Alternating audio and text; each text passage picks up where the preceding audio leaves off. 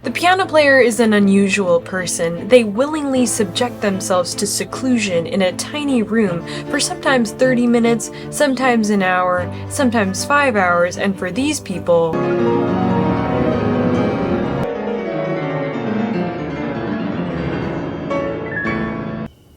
maybe 10 hours. This piano player in particular is a little bit disgruntled with her situation because her piano is currently being rebushed. What is she doing in this room for the next couple of hours?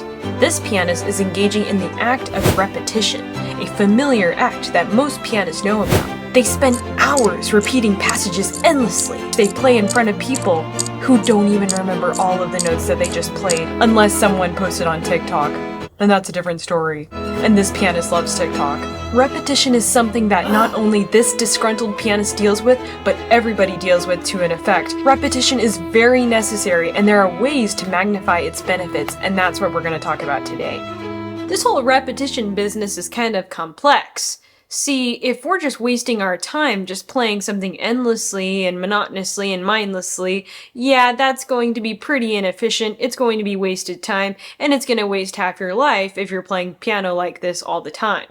But what's a better way to engage in repetition? Well, 1, it should be informed, 2, it should be used to achieve a goal, and 3, it should be looped with feedback and constant evaluation.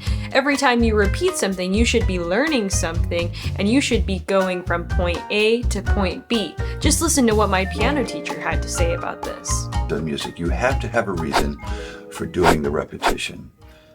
Are you physically unable to do something and you're just building up your speed? Is it a repetition more for a mental process, which is, understanding, the notes, the theoretical aspect of it? So whatever it is, repetition must have a purpose.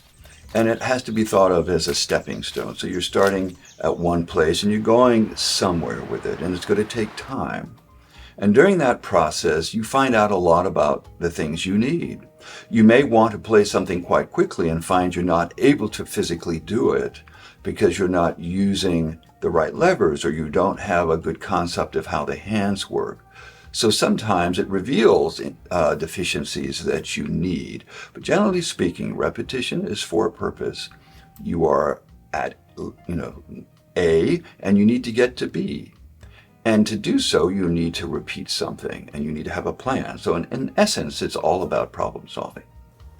This problem solving begins right before the repetition begins, right when you sit down at the piano and you look at your music and you think, okay, what are the problems I need to be facing today? This could include small problems like maybe a couple of measures you need to repeat a couple times, or maybe it could be a whole page and you need to get that sequence in your mind, right? The wrong thing to do is to just sit down and just play through your piece and repeat anything you want. No, that's going to waste your time. So you want to actually pinpoint the problems that you have, isolate your practice. That way you get the best bang for your buck. Let's take it a step further though and talk about technique. And my piano teacher had some great information about this as well.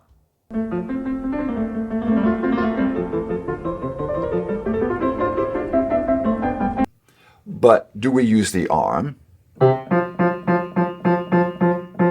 Are we going to use the finger? Not very efficient. Are we going to use the wrist? Now, this is something the teacher has to talk about with the student. But as a slight segue, the different lever will produce different sound. This is going to be rather anemic. I'm not going to be able to get a good sound out of that. If I use the wrist lever, I will get maybe a shorter sound. It's a great lever for a very short lived staccato, very pointed. If I use the arm, I'm going to get a little more body with the sound. Okay, so that presumes one has to know how to use the lever. So you might, for this particular part, you have to have the student use a particular lever. Well, this staccato aspect is everywhere. So we have the staccato here. So once again, are we going to use the arm for that? So for a practice, for a student, it would probably include working on the various levers, creating exercises that enable them to feel what that is. Remember, when you use this lever, you're basically stabilizing the joints of these levers. So when I bring the finger down, I'm not also then bending my wrist, or I'm not coming down and then all of a sudden saying to the finger, would you also play that? It's all redundancy, all right? So once again, how would I practice? I would probably practice on the fast part, these things, and getting fingerings. These things really move fast. Da-da-da-da-dee. So then to do that, I would be thinking about staying close.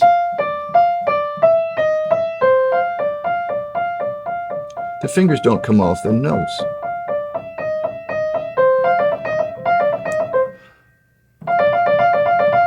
And then adding. And those are all things that will start to come together. Don't you just love my piano teacher? Just for some context, he specialized in the biomechanics of piano playing, and as we all know, piano playing is a motor skills sport, right? So you have the finger, the movement, you have the wrist, and then you also have the arm. And using these gestures and being aware of which gestures to use when you're doing this repetition can make all the difference in the world. Because you can be repeating stuff all the time, but it might be actually a waste of your time because you won't be getting the sound you want because you're using the wrong motion. Once I realized this concept, my piano playing transformed exponentially because all of a sudden I was repeating with the right gesture and everything became easier. See, sometimes you can actually be doing a lot of good work and a lot of hard work, but at the end of the day, like my piano teacher says, you're chopping the tree with a spoon and you're just not going to get there with the wrong tool. An example of a problem section that I had in Beethoven's Sixth Sonata, third movement, the Presto section, was right here with these scales, because I had this thing going on in the left hand. It had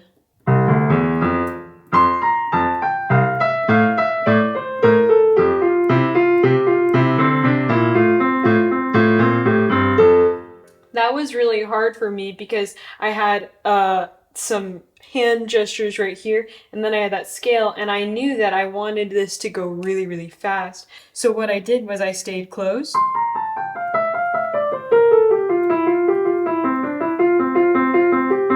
And that was the only section I repeated, and I repeated that like 100 times.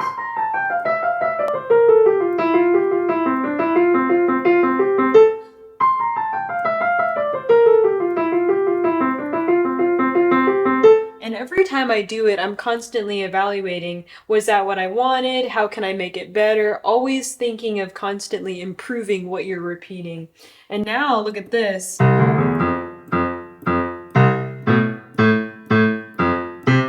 I'm using a lot of arm for that gesture with these fingers. So I have arm gesture and I have finger action right here.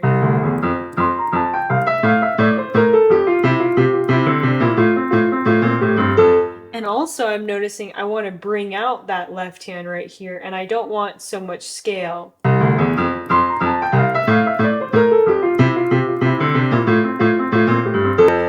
And once I get what I like, I start repeating that so that it becomes ingrained in my memory.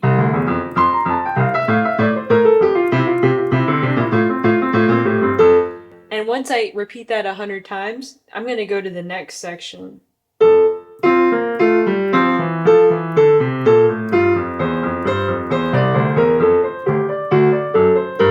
Now I noticed I had a problem there, so I'm going to isolate just that. I'm not going to play anything else but that problem.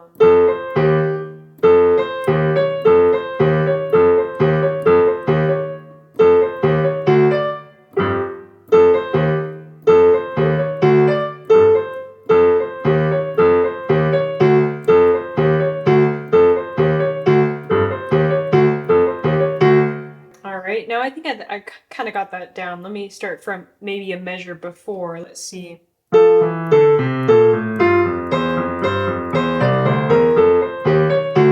we go. I think I got it. Now I'm going to do that again with another measure before.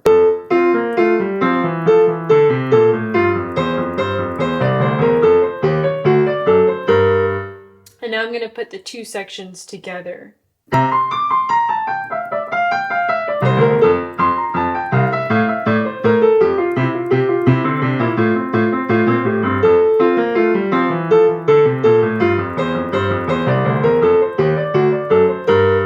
now I'm going to do it again so that it becomes even more. So did you notice I took a small problem and then I increased it a little bit at a time?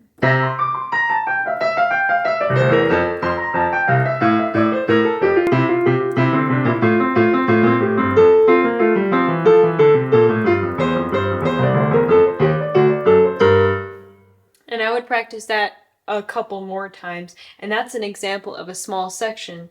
Now for a larger section, I would start from the beginning to the end, and then I would isolate any deficiencies as my teacher spoke about, and I would repeat those certain passages to get better at those.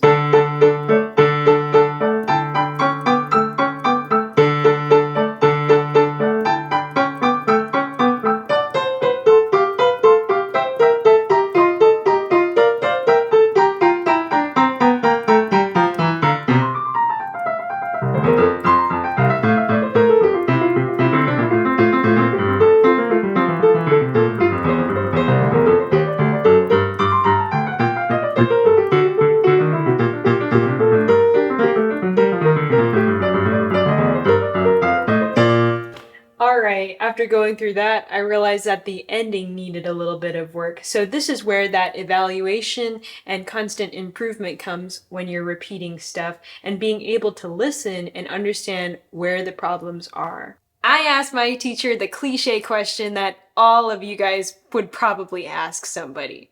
How many repetitions should I engage in? And this is what he said. Answer to that, except to say, how many times would you practice it? You have to practice it till it gets to the point of your satisfaction. Mm-hmm. Are you playing it at the level you want it? Mm-hmm. So first remember, all things have to start here. You have to know the sound you want to find it. Imagine a painter starting to paint something, but they have no idea of what the image is. So their hand is stalled at the canvas. What do I do? Mm-hmm. Is it a horse? Mm-hmm. Is it a scene of a mountain? Is it a portrait? So you have to know what you're after.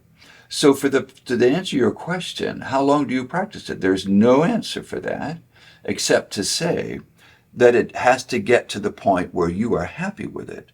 How long that is, who knows? Mm-hmm. It has everything to do with your skill and your ability to create a concept and then arrive at the concept. And it all comes down to this. Why would someone want to subject themselves to a room of seclusion filled with repeated endless melodies throughout the air, a room filled with messiness and loneliness, and a room filled with intense focus and problem solving and discipline, all which would potentially be great on a college application? Only my cat will know. If you guys stuck around to the end of this video, me and my awesome cat would like to thank you, and we'd also like to thank my awesome piano teacher for being so willing to participate in this cool video. I hope you guys like and subscribe, and let me know down in the comments what you thought about my piano teacher, and I will see you guys in the next video. Bye! Say bye! Bye!